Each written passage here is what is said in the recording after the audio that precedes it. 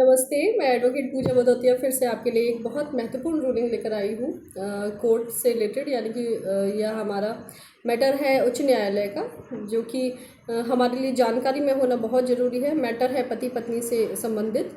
जान लेते हैं क्या है। क्या पति को शारीरिक संबंध से इनकार करने पर पत्नी द्वारा और उसके अफेयर का संदेह तलाक का आधार बन सकता है?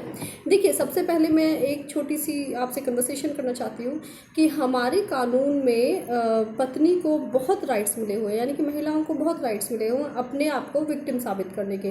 लेकिन जहाँ बात आती है पति की, यानी कि पुरुष की, वहाँ पे वो बहुत संदेहात्मक उनके मैटर्स हो जाते हैं, ग्राउंड्स हो जाते हैं, जहाँ उनको खुद को साबित करना बहुत मुश्किल हो जाता है।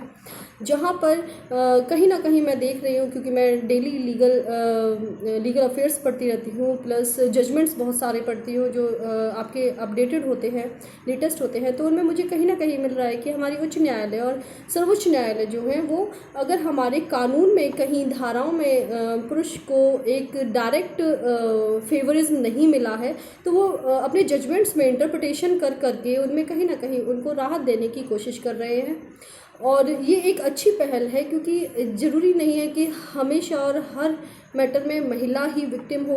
कहीं कहीं पर पुरुष भी शोषित होते हैं महिलाओं के कृत्यों से, उनको भी परेशानी होती है। और ऐसे बंधन जब वो निभाना मुश्किल हो जाए और मानसिक और शारीरिक तौर पर उसको परेशानी होने लगे एक पुरुष को, तो उसमें से निकलना बेहतर होता है। लेकिन निकलने के लिए हमारे कानूनी तौर पर कोई धारा ऐसी डायरेक्ट नहीं बनी हुई है जो एक राहत दे सके हमारे पुरुष समाज को। तो कहीं ना कहीं ये इंटरप्रिटेशंस जो हैं, जो मैं आपको बताती हूँ, आपसे साझा करती हुई, आपकी या समाज में किसी और की, आपकी नोन की, रिलेटिव की, किसी न किसी की हेल्प जरूर करेंगे। इसे पूरा मैटर जानिए ताकि आपको ग्राउंड भी समझ में आए और आप उसको कहाँ कैसे यूज़ कर सकते हैं अपनी व्यक्तिगत या सामाजिक तौर पर जीवन में, वो आपको समझ में आए।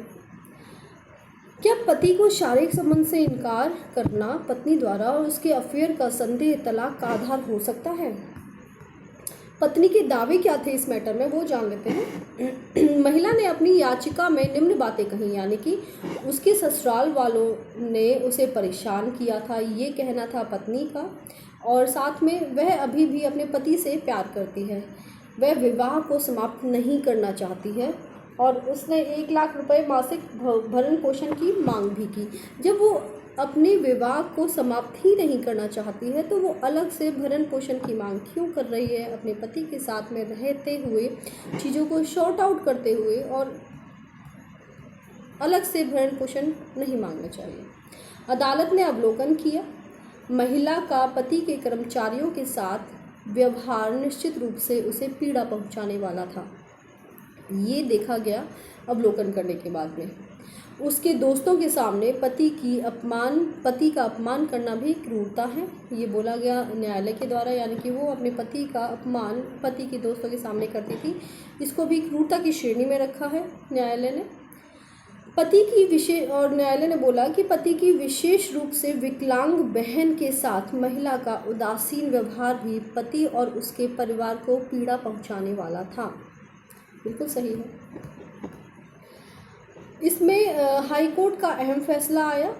बॉम्बे हाई कोर्ट ने हाल ही में एक महत्वपूर्ण फैसला सुनाया, जिसमें कहा गया है कि पति को शारीरिक संबंध से इनकार करना और उस पर अवैध संबंध का आरोप लगाना क्रूरता की श्रेणी में आता है। देखिए, कुछ हमारी ड्यूटीज़ होती हैं हमारे रिश्तों के लिए, जो कि हमें फुलफ़िल करना ज़रूरी हो जाता है। और अगर किसी भी रीज़नवश, किसी भी कारणवश अगर वो हम फुलफ़िल नहीं कर पा रहे हैं, तो हमें कुछ भी उठा के किसी पे भी गलत तथ्यों के तौर पर आरोप नहीं लगाने चाहिए कि अवैध संबंध का आरोप आप लगा रहे हैं और जबकि आपके पास कोई प्रूफ नहीं है उस चीज़ का।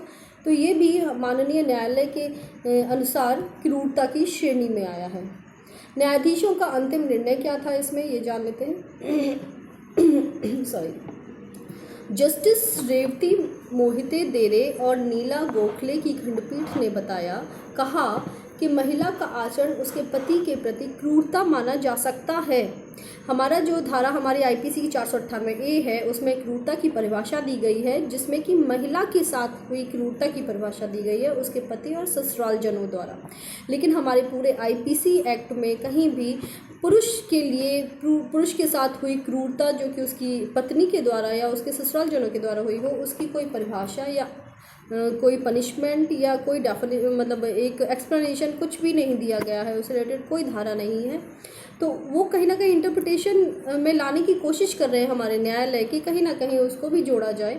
सेक्शंस में नहीं जोड़ सकते, ये काम है हमारी संसद का, तो कहीं ना कहीं जजमेंट्स में जोड़ा जाए।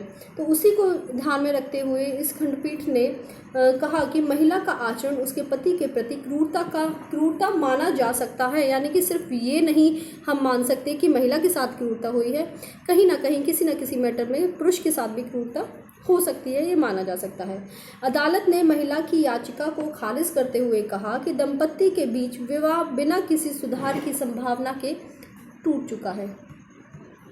पति द्वारा क्रूरता के आरोप लगाए गए, यानी कि शारीरिक संबंध से इनकार करना। पति ने आरोप लगाए अपनी पत्नी पर कि पत्नी द्वारा बिना किसी वैध कारण के शारीरिक संबंध बनाने से मना करना था। दूसरा आरोप था पति द्वारा अपनी पत्नी पर कि अवैध संबंधों का संदेह करना, यानी कि पति पर बिना सबूत के अवैध संबंध रखने का आरोप लगाना और इसी आधार पर उसके कुलीग्स के सामने, उसके फ्रेंड्स के सामने उसको अपमानित करना। सार्वजनिक अपमान करना, यानी कि परिवार, दोस्तों और कर्मचारियों के सामने पति को शर्मिंदा करना, ये बिल्कुल मानसिक क्रूरता का आधार है। तलाक कानून के बारे में जागरूकता। यह मामला दर्शाता है कि वैवाहिक कानून कितने भी जटिल हो सकते हैं। अपने अधिकारों और जिम्मेदारियों के बारे में जानकारी रखें। वैवाहिक जीवन में सम्मान और संवाद महत्वपूर्ण है, यानी कि इस मैटर में अगर हम सार निकालें इस मैटर का, तो इसका मैटर का सार था कि अगर एक पत्नी अपने पति की सार्वजनिक तरीके से अपमान करती है और उसके परिवार को भी अपमानित करती है और कहीं ना कहीं वह अपने कर्तव्यों से विमुख होने की कोशिश करती है,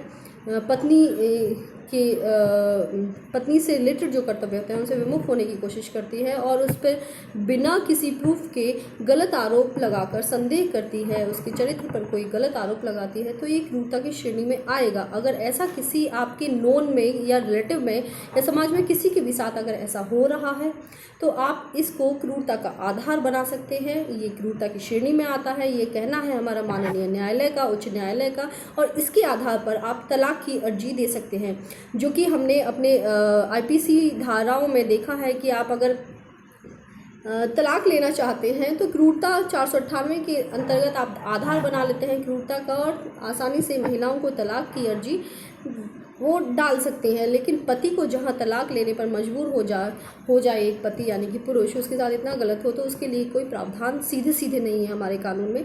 तो ये प्रावधान निकला है कि अगर आपके साथ ऐसा कोई दुराचार आपकी पत्नी के द्वारा हो रहा है तो ये क्रूरता की श्रेणी में आएगा और ये बहुत अच्छा आधार बन सकता है आपको तलाक लेने का अपनी पत्नी से। विवाद का परिचय जान लेते हैं क्या था। 2013 में दंपति का विवाह हुआ था। दिसंबर 2014 में दंपति अलग रहने लगे थे। 2015 में पति ने पुणे के फैमिली कोर्ट में क्रूरता के आधार पर तलाक की अर्जी दायर कर दी थी।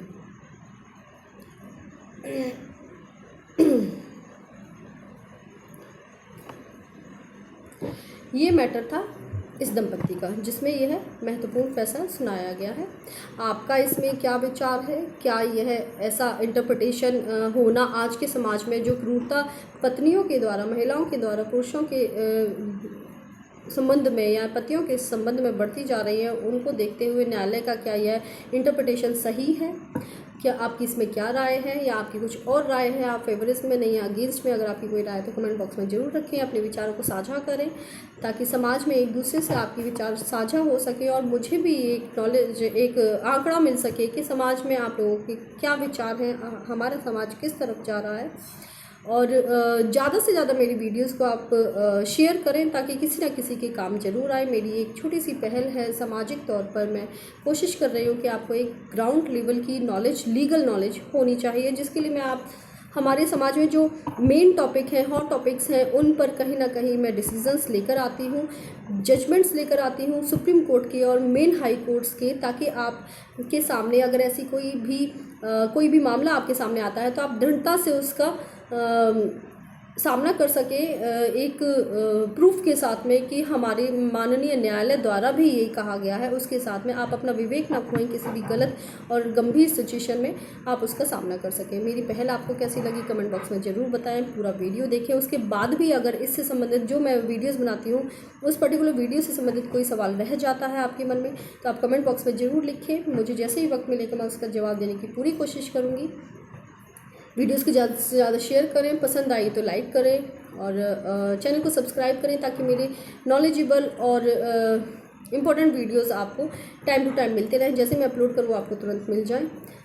और सबसे बड़ी बात मैं आपको एक जानकारी देना चाहती हूँ कि मैं बहुत जल्दी ही ऑनलाइन आने की भी प्लानिंग कर रही हूँ ताकि आपकी कुछ जो ग्राउंड लेवल के लीगल क्वेश्चंस हैं अपनी निजी ज़िंदगी या सामाजिक या व्यक्तिगत तौर पर या आपके रिलेटिव में जो भी कोई परेशान है किसी मैटर को लेकर, लीगल मैटर को लेकर, तो आप मुझसे डायरेक्ट क्वेश्चन कर सकें लाइव चैनल पर और मैं उसके डायरेक्टली आपको जवाब दे सकूँ। तो कोशिश मेरी यही है कि जितना मुझे ज्ञान है और मैं ज्ञान रोज़ जो अर्जित कर रही हूँ उसको मैं आप तक पहुँचाऊँ ताकि आपकी कुछ ना कुछ हेल्प हो सके।